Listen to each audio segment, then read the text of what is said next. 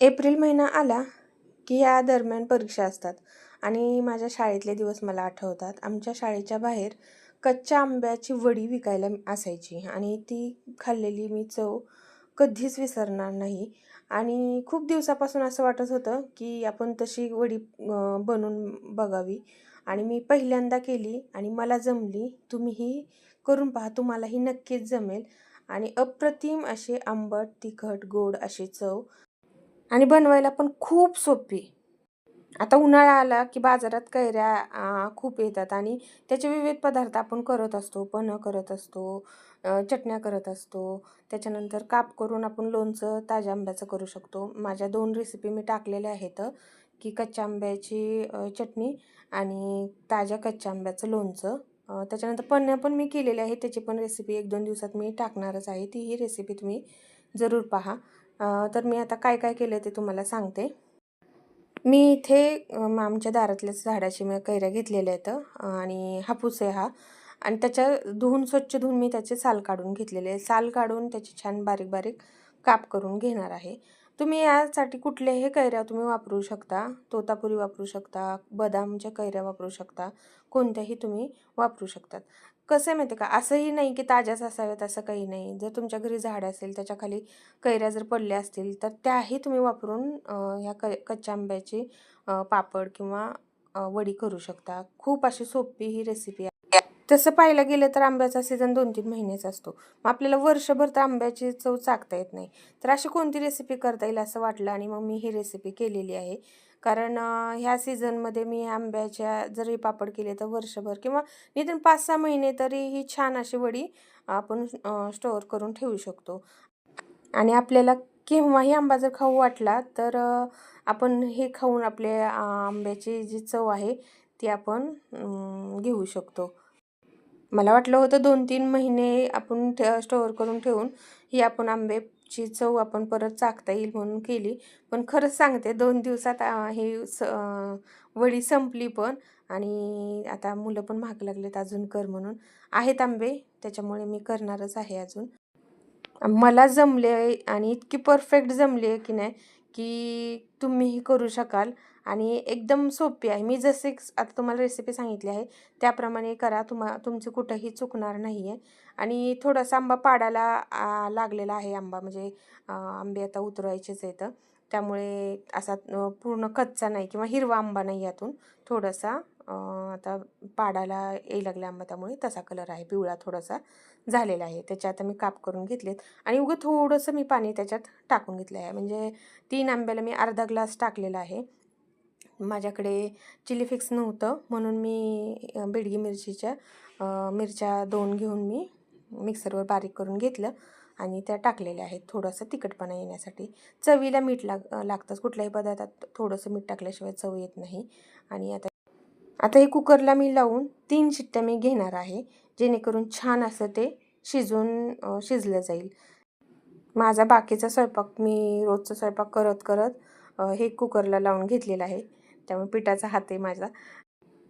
छान अशा 3 शिट्ट्या मी करून घेणार आहे आणि छान झालेले. आता हे शिजून पाहिलं काढून तर छान शिजलं गेलेलं आहे.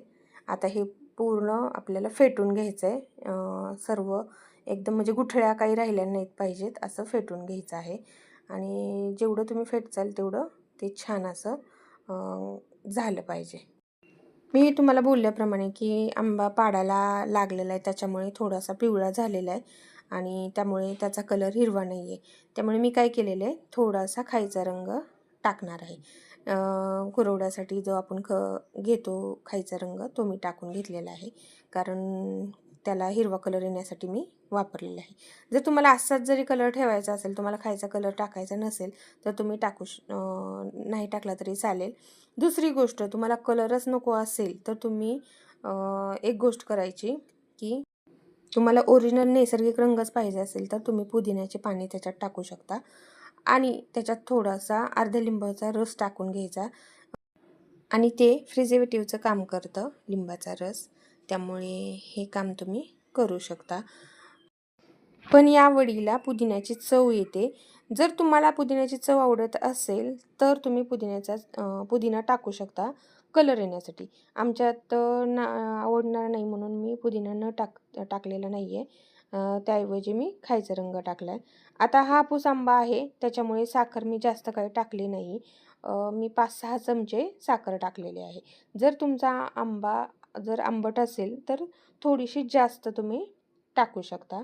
आणि गोड आंबा असेल तर कमी टाका साखर.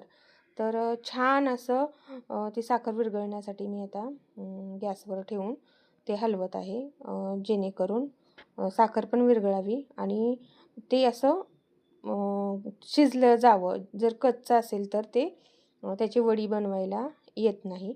त्यामुळे असा छान असा पहा कलर पण एकदम छान झालेला आहे. पहा मगाचा जो आपण ठेवल्या कसा कलर होता आणि आत्ता कसा कलर झालेला आहे हे आपल्याला लक्षात येतं, कारण तो जेलीसारखं होते आणि शाईन देते, एकदम असं चमकतं. पहिलं ती जी ग्रेव्ही होती ती तशी वाटत नव्हती, आता छान असे चमकायला लागलेले. ताटाला मी थोडंसं तूप लावून घेतलं होतं जेणेकरून ताटात ओतल्यानंतर ते चिटकू नये म्हणून. ते सांगायचं राहिलं होतं आधी. आणि मग त्याच्यात मी ते सर्व आंब्याचं जो आपण शिजवून घेतलेले ते टाकून घेतले. आता हे मी सावलीतही वाळवता येत होतं, पण ऊन पण आहे, लवकर वाळवेल म्हणून मी उन्हात 2 दिवस ठेवले आणि हे छान अशी पापडी तयार झालेली आहे. जर तुम्हाला सावलीत फॅनखाली सुद्धा पण जास्त दिवस लागतं वाळवायला, त्यामुळे मी 2 दिवस उन्हात ठेवलं.